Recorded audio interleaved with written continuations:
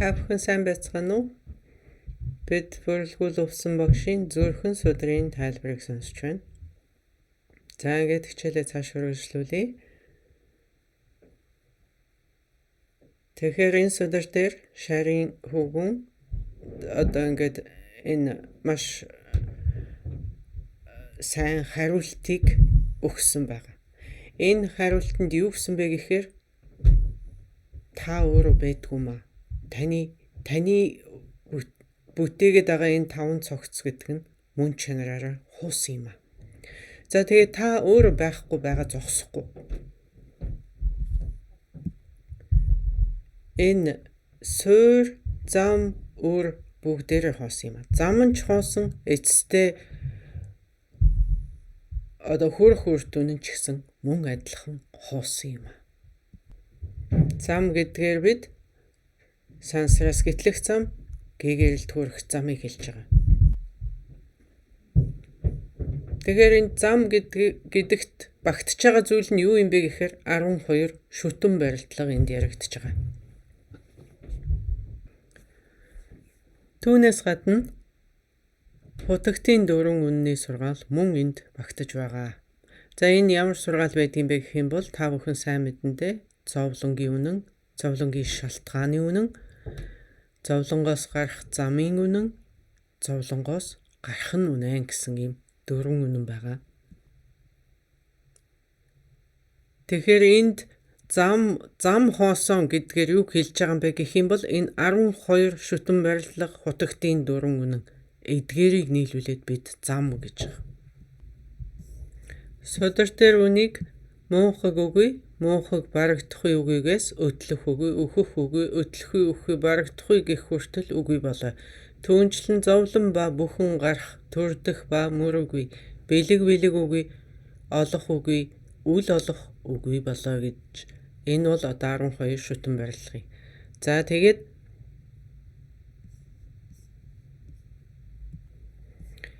эхний хэсэг нь 12 шүтэн барилгыг тэгээд зовлон ба бүхэн гарах, төрдөх ба мөр үгүй, бэлэг үгүй, олох үгүй, үл олохч үгүй гэдэг нь хутагтын дөрвөн үннийг энд гаргаж ирсэн юм аа.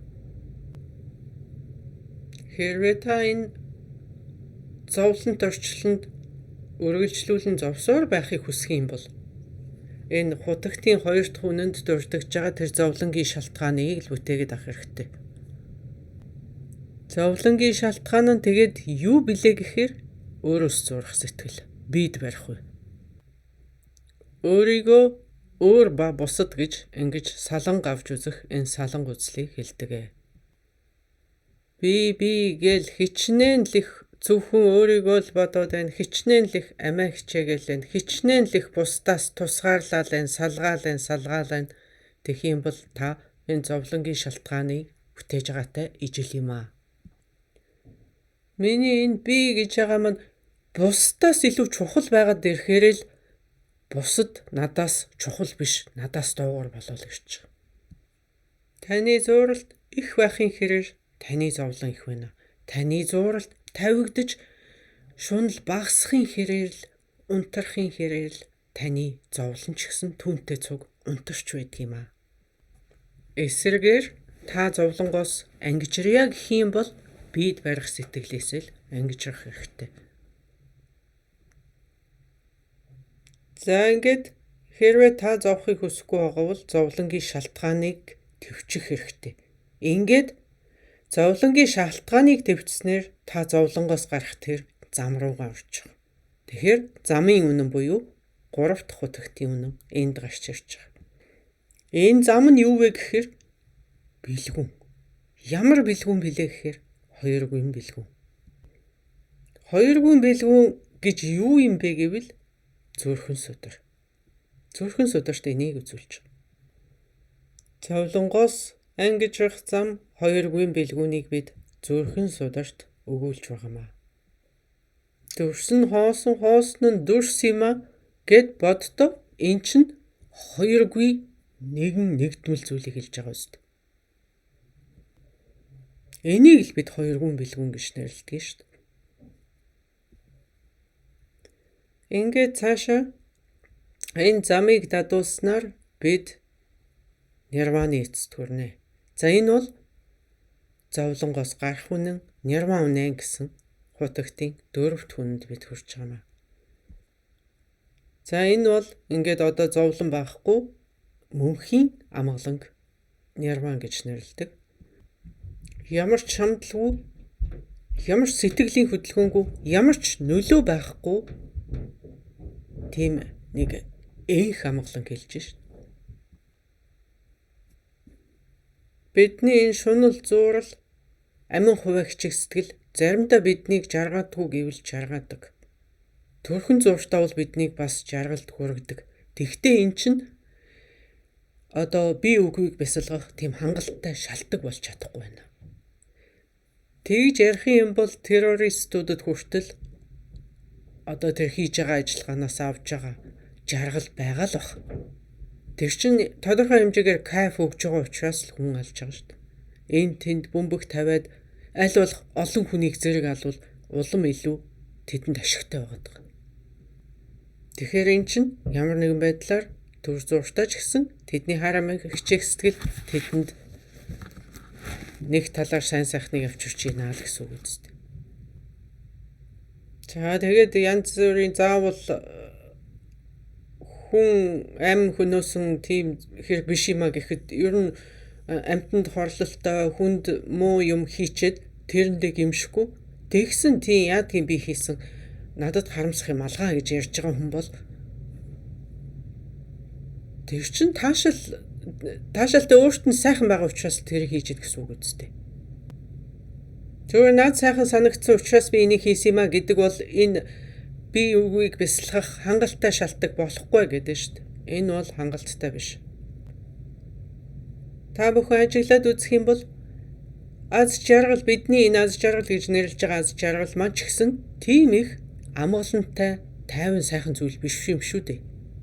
Яг үнэн чанартай бол жаргалаа гэд хүн тайвширдаггүй болмол хөөрч савлж догдолж ингэж улмал сэтгэлийнхаа тэнцвэрийг алдчихийдэг шүү дээ. Тэгээ тэр нь удаан үргэлжлэх юм бол баг ингэж жаргалтай байхаасаа залах нь удахгүй. Тэгээ ядарна залхаа зогсохгүй ядарна. Жаргасаар гад ядарч штэ сүлдээ. Бид энэ жаргалтай сайхан байхын тулд ямар нэгэн зүйлийг хийх хэрэгтэй болчиход.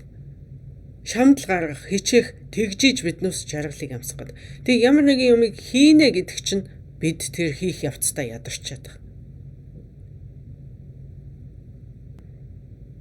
Бүгд л одоо жаргал гэж жаргалыг хөөгөөл жаргачих гал яваад байгаа мөртлөө юу ч хийхгүйгээр яаж тэр жаргалд хүрэхийг бид мэдэхгүй учраас ямар нэгэн зүйлийг жаргаллын төлөө хийгээл хөдлөөл ах шаардлагатай. Гэтэл тэр явцдаа бид эцэж туйлдаад ядарчсан байдаг. Хамаг энерги барьсан байдаг. Тэгээд ингээд ядраад ирэхээр хүн юу гэж боддог гэхээр миний амьдрал ямар ч утгагүй байна. Миний амьдрал утга алгаа гэж юу игээд амьдрал аам бэ гэж бодоход хүрдэг зүйлтэй. Тэгэхээр бидэнд энэ аз жаргалаас дээгүүр хүрэх тийм цэг байдгийм шүү гэдгийг санах хэрэгтэй. Аз жаргалд хүрээл тэгэл бид болоо бишээ. Тэрнээс чинь дээшээ дахиад байгаа. Энх амгалан гэж байгаа. Тэр энх амгалан юу юм бэ гэхээр танд ямар ч юм сэтгэлийн хөдөлгөөнгүй, ямар ч гадны нөлөөгүйгээр та ийм огторгүй мэт хэмжээ хязгааргүй энх амгалан л тэнд ноёрхож идэг тийм мөнхийн амар амгалан байна. Нирван гэд. За ингээд 12 шүтэн барилга хутагтын 4 үнний сургаалыг та бүхэн урд нь сонсч ирсэн л байх, зөндөө сонсч ирсэн байх. Янз янзын багш нар энийг олонтоо номлодгоо, далаа багш. За тэгээд олон багш нар энийг номлосон байдаг. Та бүхэн энийг бол сонсч л явсан баг. Тийм учраас энд тэдгэрийг тодруулан ярих тийм цаг бидэнд байхгүй. 12 шүтэн барилга гэхээр юу тэнд багтдаг юм бэ гэвэл хамгийн ихнийх нь бид барих сэтгэл муухаг.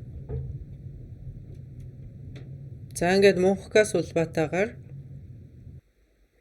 бид үйлдэлийг хийдэг. Энэ юмсын мөн чанарыг ойлгоогүй тэр мунхаг маань бидний хийж байгаа энэ үйлдэлийн шалтгаан нь болчдөг байна шүү. Мунхаг дээр шалтгаалаад бид мунхагаасаа шалтгаалаад үйлийг үлдчихдэг.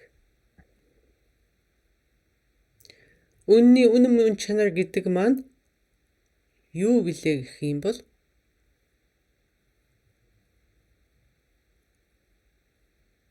өөрөөсөө бүтсэн зүйл нэгч байдаггүй хуусан мөн чанартай маа.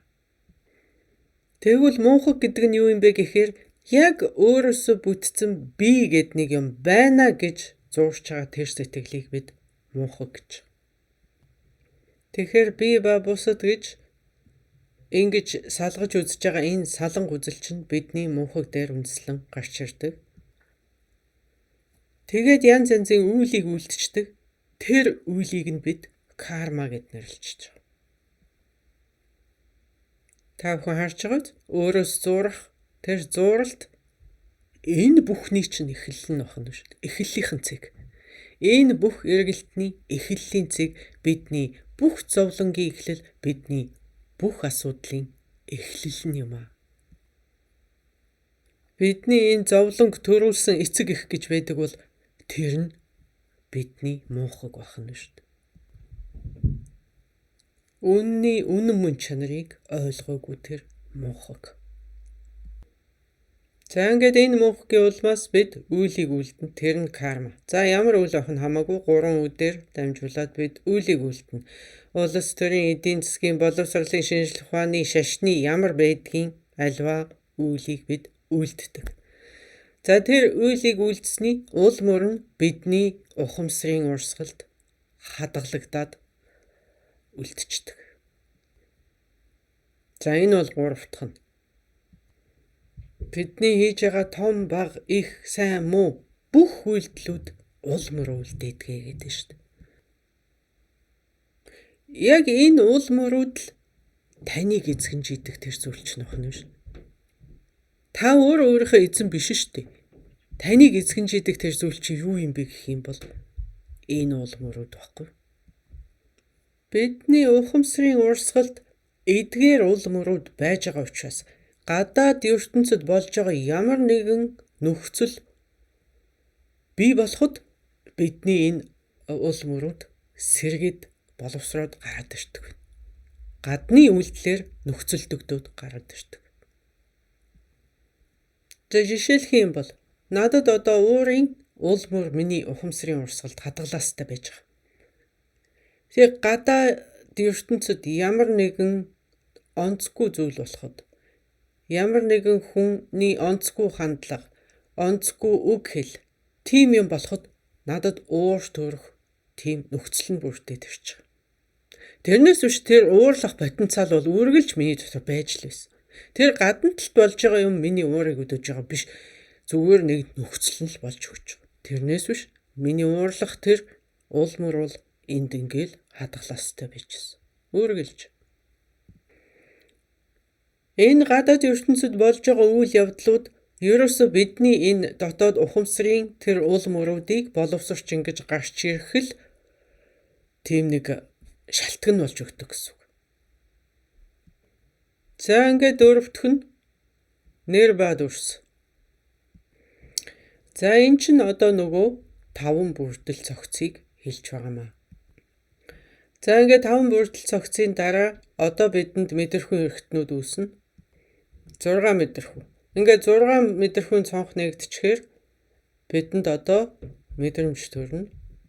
Харилцаа үүснэ. Эхлээд харилцаа үүснэ. 6 мэдрэхүйсээ харилцаа үүснэ. Харилцаанаас бидэнд мэдрэмж төрнө. Тэгээ мэдрэмж төрнө гэдэг маань шунал. Шунал нь зуралт болно. Зуралт нь тачаал болно.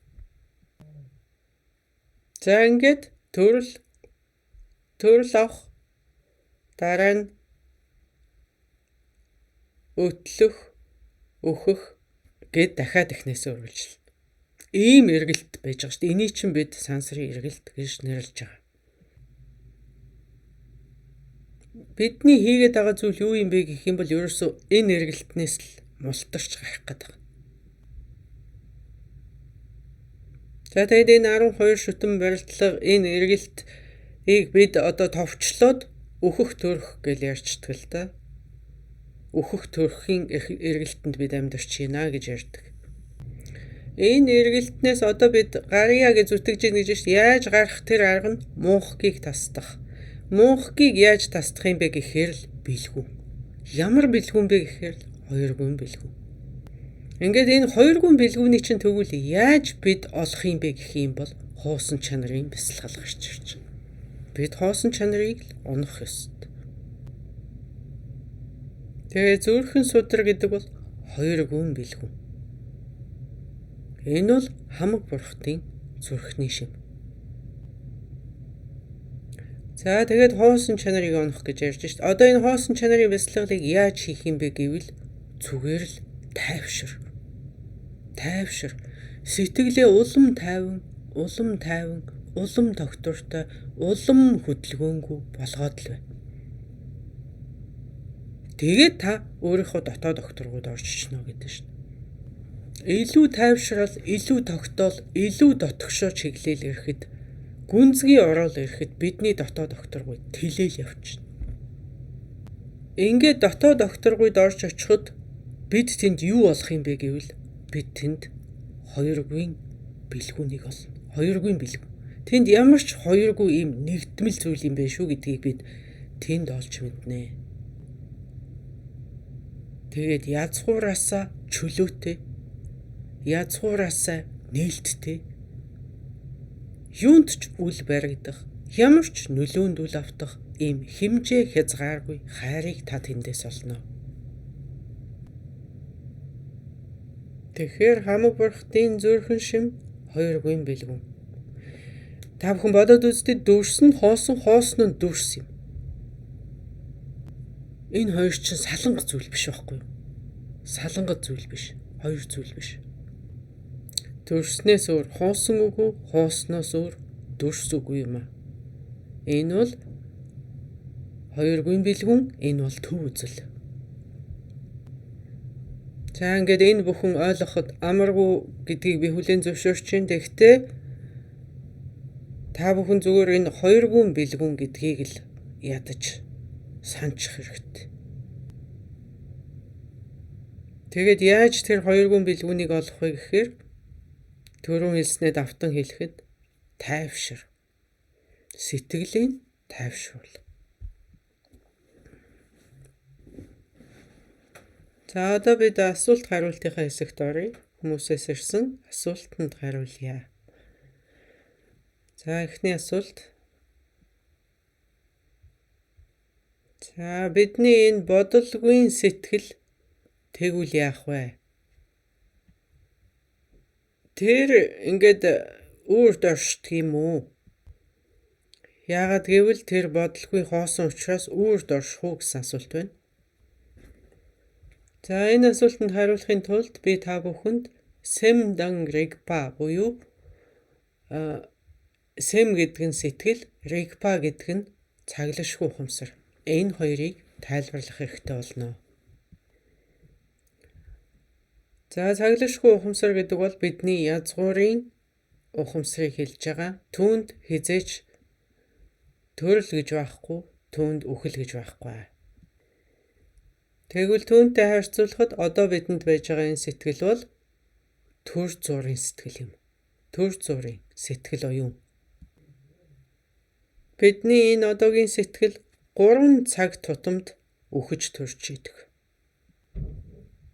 Тэр 3 цаг тутамд зүгээр өөрчлөгддөг төдий биш байх нь шүү дээ. Энэ үхээд төрөөд гэж идэг. За эн чинь бол нөгөө миний яриад идэг давлгаа юм. Давлгаа ирэхэд төрн давлгаа явахад үхэн.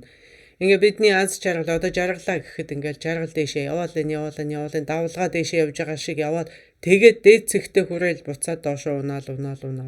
Ингээл давлгаалаад идэг. Тийм болохоор л хүн нэг аз жаргалыг 3-аас илүү цаг хадгалж явж чаддаггүй байх. Гэхдээ яг үнэхээр өстой гайхамшигтай тохиолдол болоод хагачлаа баярлаад нэг юм одоо тийм өөрмөц тохиолдлууд байхыг үгүйсэхгүй л дээ. 3-аас илүү цаг жаргалаа байраад явдаг тийм өөрмөс тохиолдлуудыг өгөөсөхгүй. Тэгэхдээ эгэл жирийн бидний аз жаргал бол жаргалтай сэтгэл 3-аас илүү цаг үргэлжилдэггүй байна.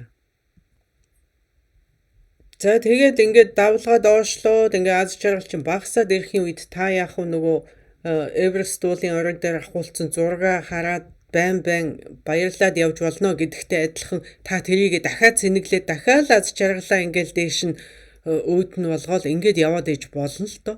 Тэгэхдээ тэр чинь хаар аяараа байх юм бол 3-аас илүү цаг үргэлжлэхгүй гэдэг шүү дээ. За тэгвэл бид сэтгэлийнхаа унган төлөвийг юугаар одоо төсөөлж болох юм бэ гэвэл гүн нойр. Гүнзгий нойрсож явах үедээ бид сэтгэлийнхаа унган төлөвт орсон байдаг. Тэгэхдээ энийг төгс төгөлдрөөр нь зөвхөн үхлийн үеэр мэдэрдэгэ гэдгийг би урд нь олон хичээлдэр дурдж явсан. Тэгэхээр эн чинь юу гэсэн үг юм бэ гэхээр гүнзгий нойронд биднээс юу ч мэдэхгүй бидэнд сэтгэл оюун гэж байхгүй болсон биднээс тас өсөрцөн байхад ч гэсэн тэнд сэтгэл цаана байж идэх гэсэн үг. Тэрийг нь бид маш нарийн сэтгэл гэж нэрлэдэг. Энэ бол ямар ч долгионгүй, давлгаагүй энэ сэтгэлийн хөдөлгөөнгүй тэр сэтгэлийг хэлдэг юм аа. Тэгвэл одоо бидэнд байж байгаа энэ эгэл жирийн бидний сэтгэлийг сэрүү үеийн сэтгэл гэж нэрлэдэг бид. За ингээд ригпа гэдэг чинь бидний язгуурын ухамсар энд ямар ч бодол байхгүй гэдэг чинь ерөөсө хэмжээ хязгааргүй ухамсар л тэнд оршиж идэг. Бодол гэхээр чи бодлын сэтгхүүд ерөөсө үргэлж хэмжээ байгаа шүү дээ. Хэмжээ цаг хугацаа байгаа.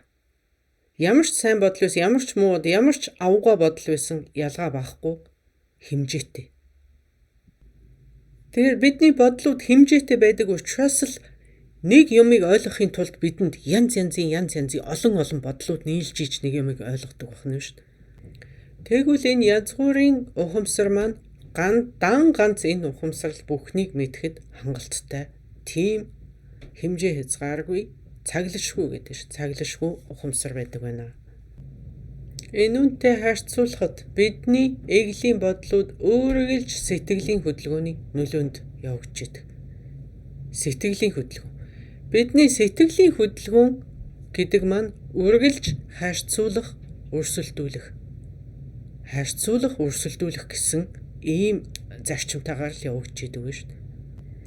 Дээр доор сайн муу гэж харьцуулж, хооронд нь тэнцүүлж, өрсөлдүүлж, уралдуулж ингэж байж л бидний жаргах, зовх тэр мэдрэмж гарч ирээд байгаа. Та бусадтай өрсөлдөж байгаа учраас та зовлон амсч байна. Та бусадтай харьцуулж байж таны жаргал гарч ирж байна. Тийм биз? Бусдад байхгүй юм танд биш гэд бодохоор та жаргалтай болчих. Ингэж байж л бидний сэтгэлийн хөдөлгөөн гарч ирээд байна шүү дээ. Ингэхгүйгээр яаж бид жаргах, зовх тийм төсөөлөл бидэнд байхгүй. Тэгвэл тэрхүү цаглашгүй ухамсарт бид аз жаргалыг хэмжээ хязгааргүй аз жаргалыг ямар ч сэтгэлийн хөдөлгөөнгүйгээр мэдэрч байх. Тийм бололцоот. Тэгэхээр л тэр чинь үрдийн жаргал гэдэг чинь тэр болох гэдэг байгаа байхгүй. Яг одоо бол бидэнд байж байгаа юм ерөөсөө сэтгэлийн хөдөлгөөнөөс. Энэ харьцуулах, уралдуулах гэсэн ийм хоёр зүйл дээр үндэслэж явагддаг. Нэг нэгнээсээ бид асуудаг үстэй. Хүн болгонд идэх хоол байхгүй байхад чи өнөөдөр идэх хоолтой байгаадаа баярлаа гэж. Өө нэрээ тийм шүү, тий? Ямар азтай би гэд бид жаргалтай болдог. Тэгэхээр бидний энэ жаргал чинь тийм нөхцөл болцолгүй жаргал биш. Энэ бол сэтгэлийн хөдөлгөөнөөс үүсэж байгаа жаргал байна шүү дээ. Ийм жаргал удаан үргэлжлэхгүй. Өн мөнхийн аштын жаргал мөн үү гэвэл биш ээ. За ингээд тийм учраас л бид хуусан чанарын бясалгал хийдэг юм штэ. Яагаад гэх юм бол бид одоо ингээд сэтгэлээ тайвшруулсаар хагаад гүнзгий төвшөндөө ороод ингээд дотоод огторгуугаа нээхэд тэнд бидний олдог зүйл ямар ч бодол сэтгэлийн хөдөлгөөнөөс хитийдэд явцдаг. хитийдэд бүр цаашаа гүнзгий огторгуудаа орчиждаг. Тэрний төлөө бид зорж байгаа. Бэлэг бэлгүүний чандад хүрэх энэ хуусан чанарын бясалгал бол бидний бодлоос давж гарсан бидний сэтгэлийн хөдөлгөөнөөс давж гарах тийм зорилготой бясалгал байдаг юм аа. За дараагийн асуулт. За хоёргүй үзэл гэдгийг та дахиад тайлбарлаад өгөөч. Илүү нарийн тайлбарлаад өгөөч гэсэн асуулт байна. За хоёргүй үзэл, хоёргүй бэлгүүн гэдэг бол хэдхэн үгээр тайлбарлахад амаргүй асуудал. Тэгэхдээ энэ түрүүчийн асуулттай маш ойролцоо. Хариулт нь энэний өмнөх асуулттай маш адилхан гарч ирнэ. За хоёргүй аз жаргал гэдэг бол ямар ч сэтгэлийн хөдөлгөөнгүй жаргалыг хэлдэг. Хоёргүй бэлгүүн. Хоёрдмол үзэл гэхээр чинь альва юмыг сайн муу, дээр, доор гэж ингэж ялгаж, салгаж, ангилж хувааж байгаа энэ үзлийг чинь хоёрдмол үзэл гэж нэрлэдэг байгаа. Тэгэхээр хоёргүй үзэл гэдэг бол энэний яг эсрэг. Тийм ямар ч салгах юм байхгүй энэ бүхэн чинь нэгдмэл зүйл юм аа. Харьцуулах, өрсөлдүүлэх зүйл түнд нэгч байхгүй. Яг одоо бол бидний зовлон жаргал харьцуулах, өрсөлдүүлэх хоёроос гарч ирээд байна гэж би түрүү хэлсэн. Хинд ч байхгүй юм над байна. Тэгэхээр би жаргалтай болж. Хиний ч чадахгүй юмыг би чадж байна гэхээр би жаргалтай байна. Энэ орчлон дээр ор хоромгүй амьтад төв төвээр байхад надад өнөөдөр хорогдох орон байна шүү гэд бодоход хичнээн би жаргалтай хүн бэ те тэдэнтэй харьцуулахад. За тэгэл бусдад онгоц байхгүй хахад надад хувийн онгоц байна ч гэдэг юм уу. За бусдад гидсний 6 булчин байхгүй байна гэхэд надад байна ч гэдэг юм уу. Энэ бол бидний харьцуулдаг, уралддаг, өрсөлддөг нэг ёсны эгоны өрсөлдөөн байхгүй. Тийм л учраас энэ өрсөлдөөнөөс болж бид зовоод харьцуулснаасаа болж бид жаргалтай болдг юм аа. Бид энэ өрсөлдөөний ертөнцид амьдарч байна. Бид энэ хуваадаг, салгадаг, харьцуулдаг ертөнцид амьдарч байна. Хүн болгон банаа идэж чадах байхад би өдөр болгон банана идэж болж байна. Хүн болгон Эверест уулын орой дээр гараагүй байхад би л гарчихсан байна ч гэдэг юм уу. Ийм байдлаар л бид жаргалтай болоод байгаа. За энийг чинь л бид хоёрдмол үзэл, хоёрдмол аз жаргал гэж нэрлэж байгаа юм аа. Тэгэхээр энэ асуултын хариулт хоёргүй үзэл гэдэг бол ямар ч тийм харьцуулах юм байхгүй, ямар ч өрсөлдүүлэх юм байхгүй. Энэ харьцуулах, өрсөлдүүлэх манд биднийг зарим талаар жаргаадаг гэдгийг хүлээн зөвшөөрч шít. Ялж байгаа мэт сэтгэл бидэнд төрүүлдэг болоод байгаа биднээс их мундаг байна, их чадaltaй байна гэж бидэнд бахтах, баярлах сэтгэл төрдөг. Тэрийг үгүйсэхгүй. Эсвэл бусдад ялагдаад, дампуураад ингээд бид зовдөг. Харин бидний энэ харьцангуй ертөнцид харьцуулахаас өөр юу ч байхгүй. Бүх юм харьцуулалт. Хоёргүй үзэл гэдэг бол саланга биш үзэл. Саланга биш үзэл гэдээ ойлгочиход болно. За хэдийгээр ингээд тайлбарлахад амаргүй байгаа ч гэсэн ер нь бид саланга биш юм аа угтаа бол гэд ойлгочиход миний тайлбарлаж чадах ганц арга л энэ байна. Хүн ингээд бид саланга биш юм бэ шүү, бид ийм нэгдмэл зүйл юм бэ шүү гэдгийг ойлгоод ирэхээр тэндээс хайр аяндаа ургадаг байхгүй. Тэгээд тийм ч учраас бид өөр хүүхдээ хайрлахад маш амархан байдаг шүү.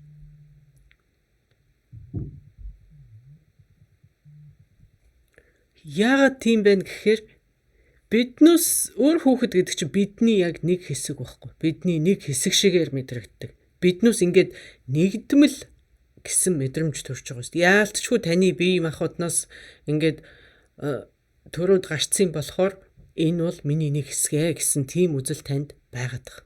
Тэгэхээр өөр хүүхдэд хайрлах тийм амархан байдаг байна шүү дээ. За дараагийн асуулт. За одоо тэгвэл та 5 бүрдэл цогцыг дахиад тайлбарлаад өгөөч гэсэн асуулт байна. За 5 бүрдэл цогц гэдэг бол нэг нь дүрс, нөгөөх нь сэтгэлийн дүрм, шинж. Сэтгэлийн тийм дөрвөн элемент ингээ нийлээ 5 болж. Тэгэхээр энийг нийтд нь бол бид ч одоо бие сэтгэл гэсэн хоёр юмнаас бүтэж байгаа шүү дээ. Тэгэхээр сэтгэл нь дотроо ийм дөрвөн хэсэгтэй ингээд нийлээд 5 цогцсуулж байгаа. Энэ хэд нийлжиж өөрөөр хэлбэл бидний бие сэтгэл хоёр цугтаа ингэж байж иж хүн гэдэг ухагтхан гарч ирдэг байгаа. Тэгээ нийлээд байж ахыг нь бид хүн гэдэг байхгүй. Ингээ бие сэтгэл хоёр нь хоорондоо салжхаар хүн гэж юм байхгүй болчих шүү дээ. За ингээ сэтгэлийн дөрвөн тэр элемент нь болохоор юмыг таньдаг сэтгэл, юмыг мэддэг сэтгэл, юмыг мэдэрдэг сэтгэл, юмыг ухаардаг сэтгэл, ийм сэтгэлийн дөрвөн элементийг хэлж байгаа. Энийг одоо мэдрэмж, ялгамжаа, мэдэрхүй, ухамсарлахгүй гэж нэрлэж мөн болно. Тэгээ бие сэтгэл хоёр тэгэхээр үргэлж хамтдаа энэ хоёр салангаараа байна гэж байхгүй. Бие дангаараа байна гэж байхгүй, сэтгэл дангаараа байна гэж хизээч байдаггүй байна. За ингээд сэрүүн үед одоо энэ энгийн үед гэхэд бидэнд энд бүдүүн бие бидний сэтгэл байна. Нойрны үед, унтаж байх үед гэхэд бидэнд зүүдэн бие, зүүдэн сэтгэл байна. За ингээд нас орсны дараа гэхэд бидэнд зуурдын бие, зуурдын сэтгэл байна. Дандаа цогтой. Бие сэтгэл хоёр бол үргэлж хамтдаа. За ингээд мөн үргэлж хамтдаа байхдаа бие нь илүү чухлаа, сэтгэл нь чухал биш ээ. Сэтгэл нь илүү чухлаа, бие нь чухал биш ээ гэсэн тийм зүйл байхгүй. Бие сэтгэл хоёр ингээд үргэлж хамтдаа байж байгаа хэдий боловч энэ хоёр одоо юуг мэрэмдээ нэгэндээ одоо бүрэн зохилдохдоо муу байна. Яг одоогийн байдлаар. Бидний бие сэтгэл хоёр хамт байгаа мөртлөө нэг нь яг нэг зорилготой биш байна гэсэн. Энэ хоёр чинь бүрэн нэгдээд ирэхээр тэрийг бид гэгэрл гэж нэрлэж байгаа. Тэгээд гэгэрсэн лагшин таалал хоёр бол угаасаа саланг хоёр зүйл биш. Энэ бол нэгдмэл нэгэн зүйл юм. Тийм болохыг л бид гэгэрл гэж байгаа байхгүй. Яг одоогийн байдлаар бидний бие нэг юмыг хүсдэг, бидний сэтгэл хүсдэг. Бидний сэтгэл хүсдэг, бидний бие хүсдэг. Тийм л байдалтай биш. Жишээлбэл миний бие одоо хүсэж байгаагаар дураар нь одоо би юу хүсэж чинь тэргээр нь байлгах юм бол үргэлж шоколад идээд ахыг л хүснэ шүү дээ. Гэтэл сэтгэл нь үгүй ээ, тэр бол болохгүй.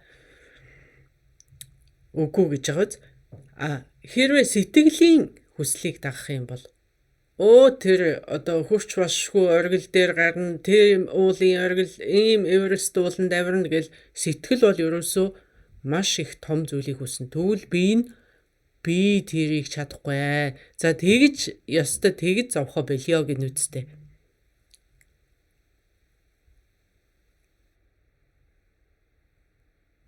Тэгэхээр чин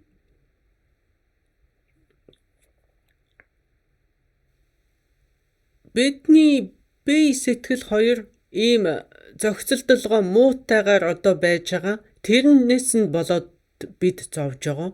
Хэрвээ энэ хоёр нэг нэгэндээ тусалдаг, нэг нэгэндээ дэмждэг тийм болчих юм бол бидний амьдрал хамаагүй илүү сайжрах гэдэг. Тэгээ бидний хийж байгаа дадлага, бясалгал, дасгалууд бол ерөөсөө энэ хоёрыг хооронд нь авцалдуулах тийм л чиглэлтэй байдгаа гэж нэг үгээр тайлбарлахад бас болно.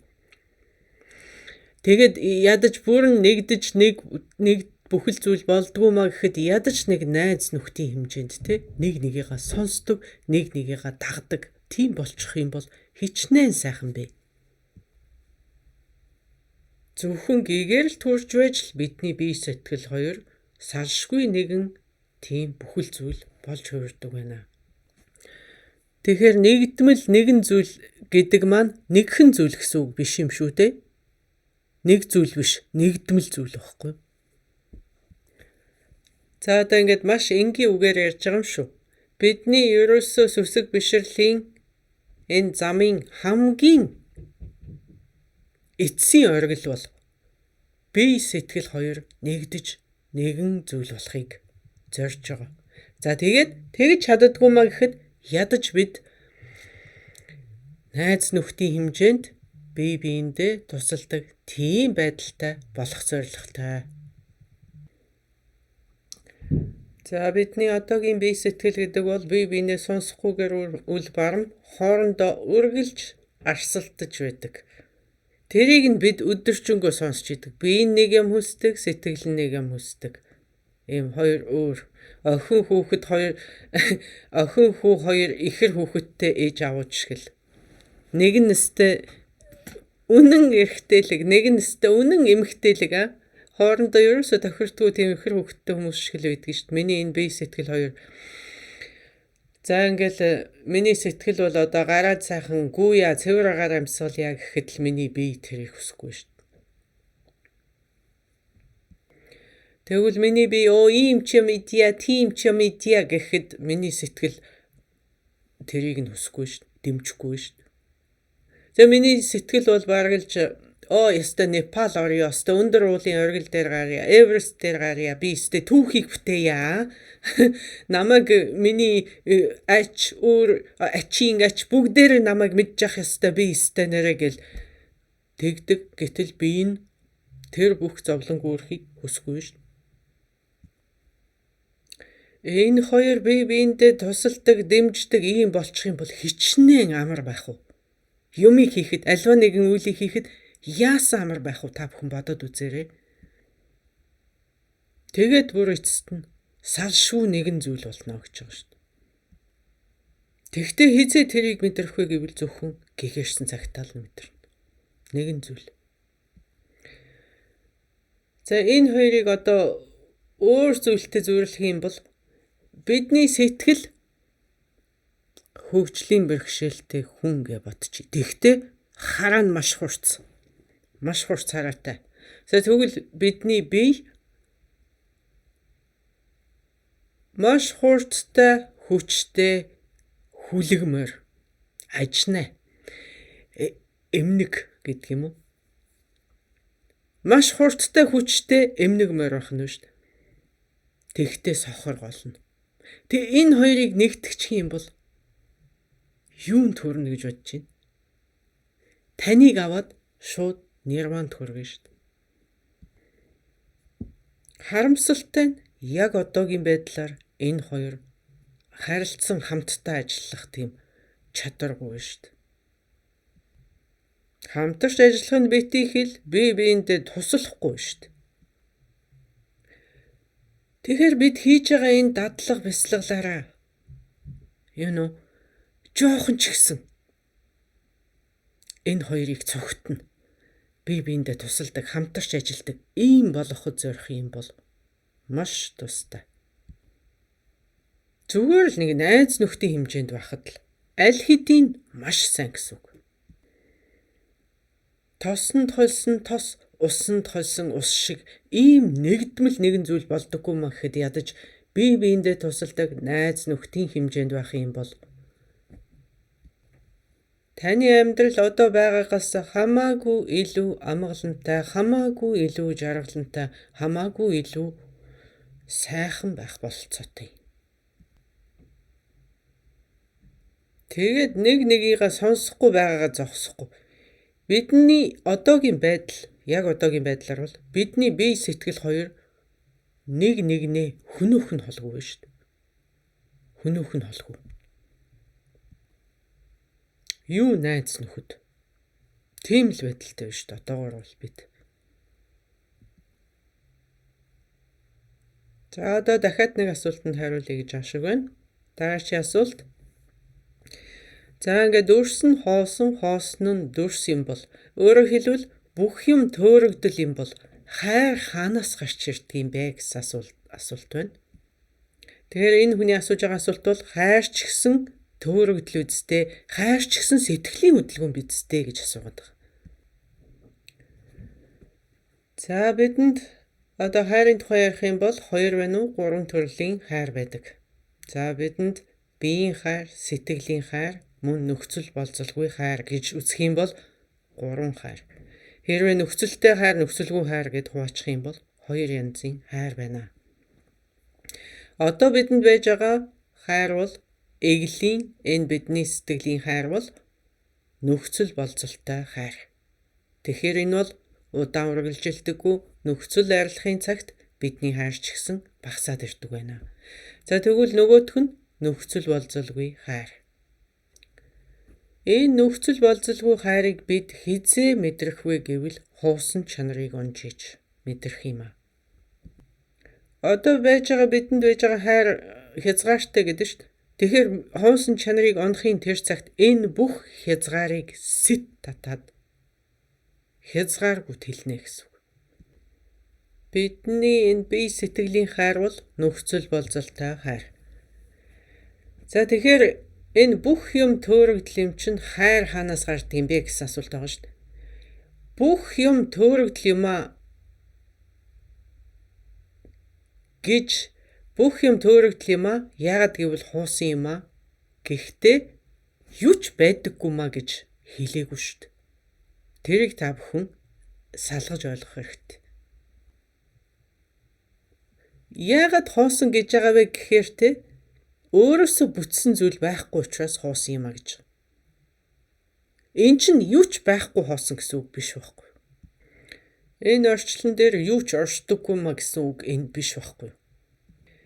За төөрөгдөл гэхээр энд олон төрлийн төөрөгдөл байдаг бах. Энд бидний ярьж байгаа энэ төөрөгдөл бол өөрөөсөө бүтсэн тийм зүйл бий гэж бид барьж байгаа нь бидний төөрөгдөл юм а. Үнэн хэрэгтэй байдаггүй маа. Тэгээд энэ бүх юмнууд чи яаж оршоод байгаа юм бэ гэх юм бол харилцсан хамаарч оршоод байгаа маа, шүтэн барилдаж оршоод байгаа маа. За тэгэхээр энэ нөхцөл болзолгүй хайр ч гэсэн өөрөөсөө хизээж бүтээгүй. Энэ шүтэн барилдаж үүсээгүй. Энэ шүтэн барилдаж гарсан энэ нөхцөл болзолгүй хайр өөрөөсөө хизээч бүтээгүй учраас энэ мөнх байхаас аргагүй юм аа. Энэнд үхэл төрөл гэж байхгүй. Бурхан гэд ярихад бурхан ч гэсэн өөрөөсөө бүтсэн бурхан гэд тэнд юм байхгүй. Тэгэхээр шүтэн барилдаж гарч байгаа учраас энэ хоосон байхаас өөр арга байхгүй маа. Тэгэхээр өөрөөсөө бүтсэн зүйл нэгч байхгүй учраас танд санаа зовох юм юу ч байхгүй гэсэн. Энэ чинь шүтэн барилдаж оршиж. Яг л хуусан байшин шиг. Хэрвээ хуусан байшин дотор хулгай орох юм бол танд санаа зовох зүйл байхгүй яа да. Авах юм байхгүй юм чи. Тэрнтэй адилхан бүх юм өөрөөсөө бүтээгүй хуусан юм чинь танд зууран барих, хорогдох юм алгаа. Шунан тачаах юм тэнд үнэндээ алгаа гэж. Буддизм гэдэг ярих буддизм ч гэсэн өөрөөсөө бүтээгүй юм аа. Хэрвээ та буддизмаас шунан зуурах юм бол хэн нэгэн хүн тэр талаар тааламжгүй үг хэлэхэд л та өвдөн шүү дээ. Та өвдөн танд өмөөр хамгаалах сэтгэл төрнө. Тэр чинь л аль хэдийн та зуурсан байна гэсэн. Тэгээ та бүхэн ойлгох хэрэгтэй төөрөгдөл гэдэг маань юу ч хизээч оршдоггүй юм а гэсэн үг биш байхгүй. Энэ бол төөрөгдөл ягд гэвэл эн чинь хоосон юм а. Хоосон нь ягд юугаар хоосон гэх юм бол өөрөөсөө бүтсэн зүйл байхгүй хоосон юм а. Бие дааж битсэн зүйлээр хоосон юм а.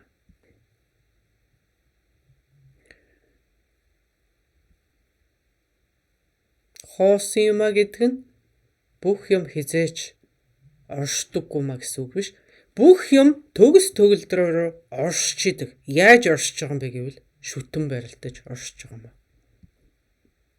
Тэгээд энэ харилцан хамаарад оршоод энэ байгаад байна гэж бодоод байгаа зүйлээ биднээс задлан шинжлээд үзэх юм бол юу ч байдаггүй тэнд. Тэгэхээр өөрөөсөө бүтсэн тийм зүйл байхгүй байна. За иймэрхүү л тайлбар гарч ирэх юм да. За ингээд үүгээр асуулт хариултаа төгсгий. Ингээд одоо судрынхаа тайлбарыг цааш нь үргэлжлүүлье. За ингээд зүрхэн судар гэдэг бол гүнзгий амар амгаланд дотоод окторгуугаа нээхийг хэлж байгаа юм. Та ингээд гүнзгий нэвтрээд орохдоо зэрэг тэнд хязгааргүй окторгүй, хоосон окторгүй тэгсэн мөрчлөө та тэнд байж л байдаг үз. Тэнд байгаа тэр зүйл нь юу юм бэ гэхээр инх амгалан. За ингээд цаашаа унших юм бол термитийн тулд бэлгийн чанад хүрсэн тарин, их ухааны тарин, тэнсэлгүй тарин, сац буслууга сацуу тарин, хамаг зовлон амарлуулагч тарин нь худал бусын тул үнэн гэж мэдээд бэлгийн чанад хүрсэн тариныг өгүүлвэ. Дадьята гади бараасам гади боди сууха гэсэн байгаа. За энэ хэсгийг төвдөр юу гэсэн байна гэхээр Дэдда байна ширвжи паралду чимби грегба чимби ланна мэдви миньям паттан нэмбэржитви дуннал тамжа равду ширвжитви мессум байна дэмбэр шэвэржатте ширвжи паралду чимби мрэба Даяата гади бараасам гади боди сууха гэсэн байгаа. За эдгээр одоо судрыг Монгол төвдөр өчигдөр уржигдрын хичээлүүдийн одоо тайлбар дээр нь оруулсан байгаа. Та бүхэн өөрсдөө мөн уншиж байж болно. За ингээд энэ бурхан багшийн зарлигласан судрыг яг тэр шижир одоо ёстой тунгалгаар нь ингээд бидний үеийг хүртэл ингэж дамжуулж ирсэн тэдгээр авга төвд энэтхэгийн маструуд. Үнэхээр гайхамшигтай. Энийг одоо хэлэхээс биш аргагүй юм. Яагаад гэвэл одоо төвдийн их багш мастер Лозава нар энэтхэгт очоод ингээд тэр номыг залаад энэтхэгийн мөн бандтай нартай хамтраад ингээд аль нь орчуулж ингээд тэр нь бидэнд дамжин уламжлагдсан хадгалагдаж ирсэн. Тэр хүмүүс биш үү? Юу хийж байгаагаа мэдчихсэн хүмүүс аахгүй.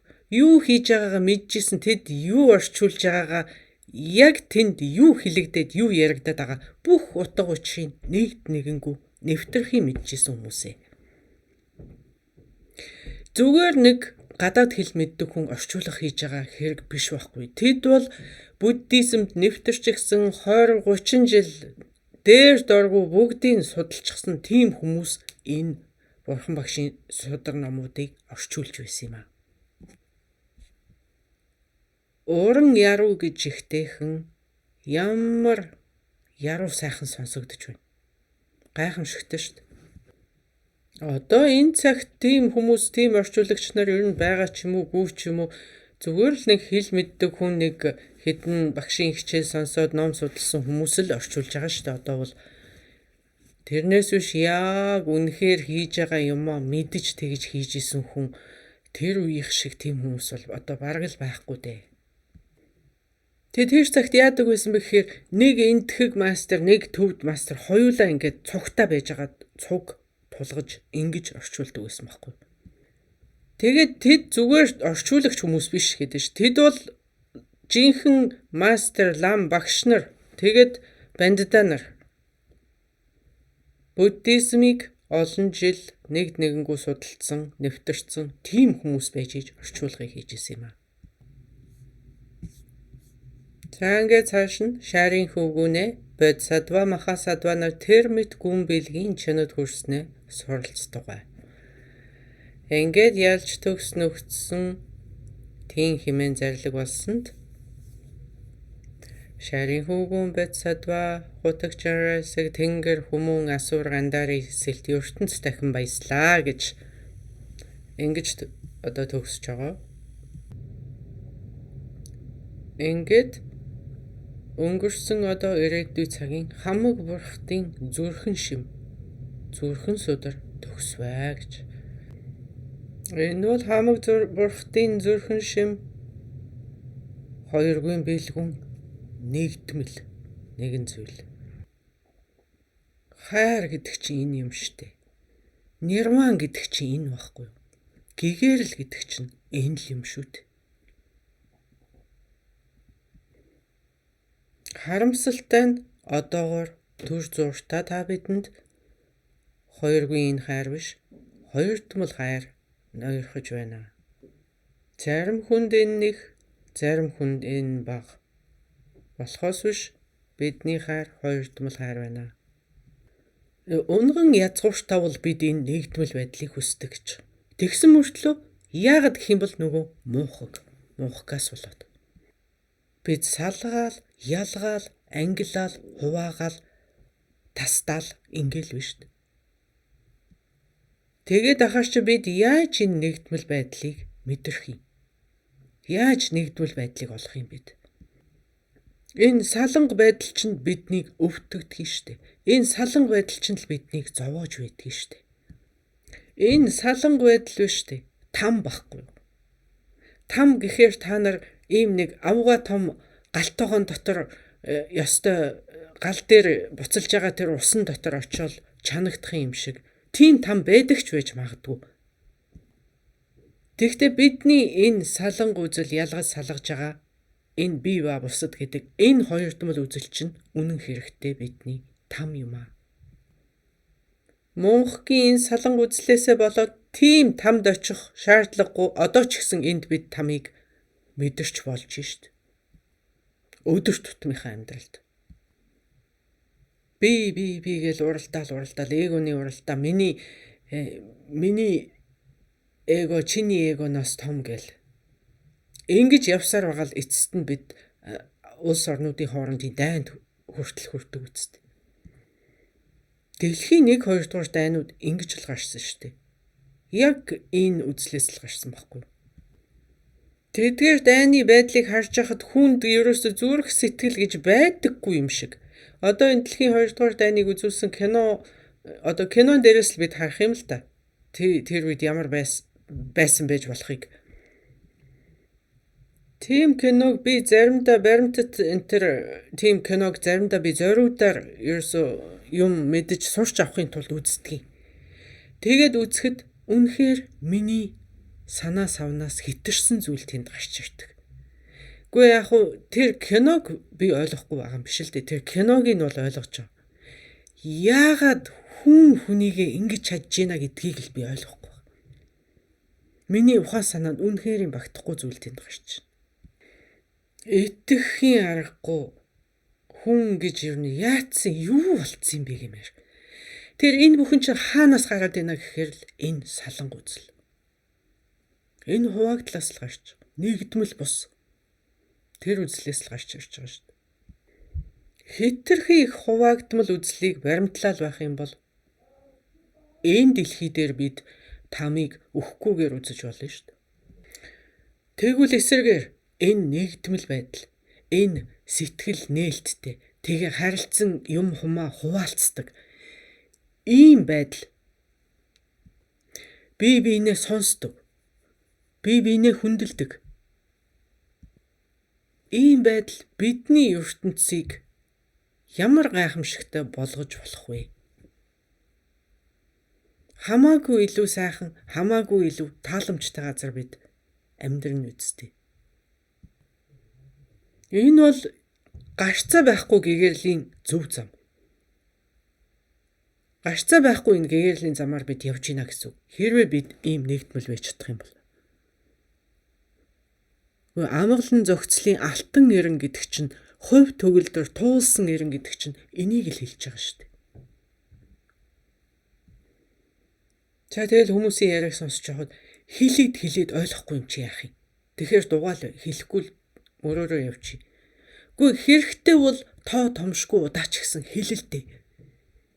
Хэлэлцэж ижил бид ойлголцоос шүү тийм арга байхгүй шүү дээ. Тэрнээс өөр арга байхгүй шүү дээ. Тэгээд хэлээд ойлгохгүй хинд ч юу ч хэлэхгүй би хэний ч хэлснийг сонсохгүй ингээд нэг хэсэгтээ зүгээр л дээ яг ингээд хэрүүл уруулгүй чимээгүй байж байгаа нэг хэсэгтээ тааламжтай. Тэгвэл эн чинь ойлголцох арга биш байна. Тэглээгээд бид ойлголцолд хүрэхгүй шүү дээ. Чимээгүй байснаар ойлголцолд хүрэхгүй байхгүй юу? Ярьж, хэлж, сонсч, тэгжиж бид ойлголцолд хүрдэг. За тэгэхээр энэ зүрхэн судар, богинохон судрыг та бүхэн хаяа уншиж байгаарай. Болж өгвөл тогтоосон ч болно, цээжилсэн ч болно. Тэгвэл бүр л илүү тустай байх болно. За тэгээ зүрхэн судар дээр хийсэн тайлбар далаа багшийн болон бусад багш нарын олон янзын тайлбарууд байгаа. Ном товхимол байдгийн бол тэр бүхнийг олж дахин нэгтлэн судлаарай. За ингээд уйггүй судлаад байх юм бол нэг өдөр орой л өчн ороод ирэх. Энэ юм биш дээ гэж ойлгох тийм өдөр ирэх юм аа. Энийг би ойлгохгүй юм чинь энийг уншаад яд юм бэ гэж бүү шантраарай. Эсвэл энийг би сонсцсон, энийг би мэддэг болцсон. Ойлгоцсон шүү дээ би зүрхэн судрыг гээд номоо цааш нь тавиад бүр мартчихваа. Энэ хоёрын аль нь ч биш шүү. Бурхан багшийг санах хэрэгтэй. Бурхан багш анх хуусан чанарыг онж гэгэрчээд за би энэ номын их аршааныг оллоо. Энэ бол бүх өвчин таарах юм. Энэ бол бүх асуултын хариулт. Тэгтээ энийг хэн ойлгох юм бэ? Хэн ч ойлгохгүй тул би дугайл тэр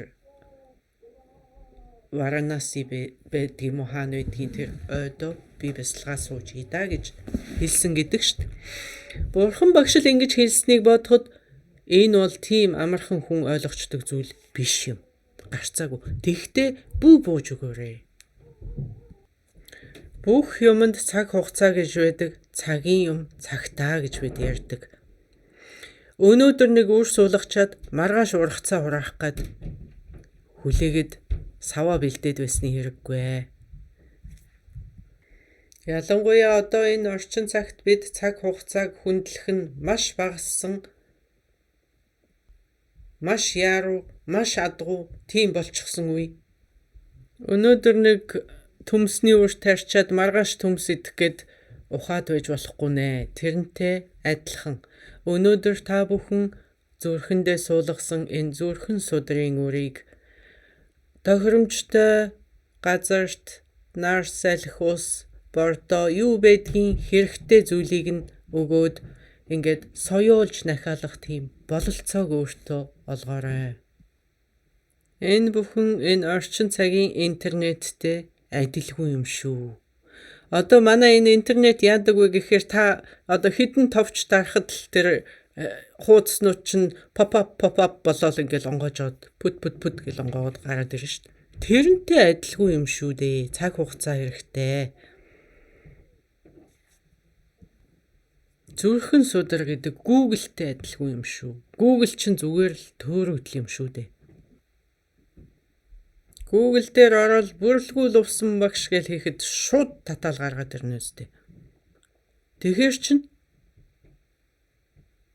төмс тайрж ургуулна гэдэг чинь ургац хураана гэдэг чинь тэрнтэй адилгүй байх нь шүү дээ.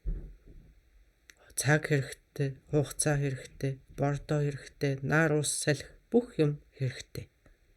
Цагийн юм цагтаа.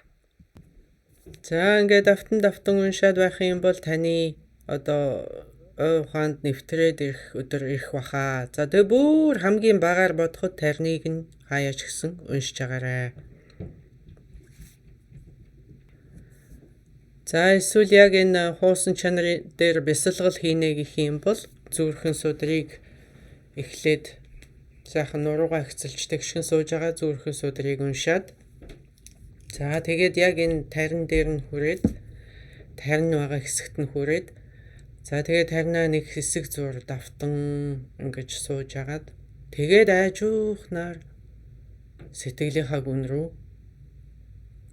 нэвтэрч ороод дотоод огторгуйдаа саатан бясалгана. За ингэж хэсэг зуур бясалгаад тэгээд дараа нь бясалгалаа төгсөхийн зэрэгцээ номоо мөн уншаад дуусгаж болно. За ингэж хоосон чанар дээр бясалгал хийж сурах юм бол та дотоод огторгуугаа нэн дотоод огторгуугаа олоод бүү айгаарай. За тэгээд та өөрийнхөө зүрхэн дотор хамаг бурхтыг оллоо гэсэн. Дотроосоо оллоо гэсэн үг юм аа. За тэрхүү бурхан дотоод огторгуйг бид мөн бурханлаг чанар гэж нэрлэдэг. За ингээд энэ хичээлийг та бүхэнтэй хуваалцахдаа би маш их баяртай байлаа. Альва нэгэн алдаа эндэгдэл гарсан бол хүлцэн төвчээрэй гэж хүсье. Бэлгүүний зүрхэн судрын тайлбарыг орчуулсан энэхүү буйны шимээр хамаг амтан буян хишиг саруул бэлгүүний чандад хүрээд бурхны хоёр лагшин олох болтугай. Хуусан чанарыг онсон бэлэг бэлгүүн төрөөгүй нэгэнд нь төрөх болтугай. Төрсөн нэгэнд нь эстеротод улам бүр өдөөн аривдах болтугай. Энэ буйны шимээр би нэн даруй багшлан бурхныг бүтээн үлдээд энэ оршлонгийн нэг ч амтныг хоцроолгүй бурхны хутагт хүргэх болтугай. Та бүхэнд баярлалаа.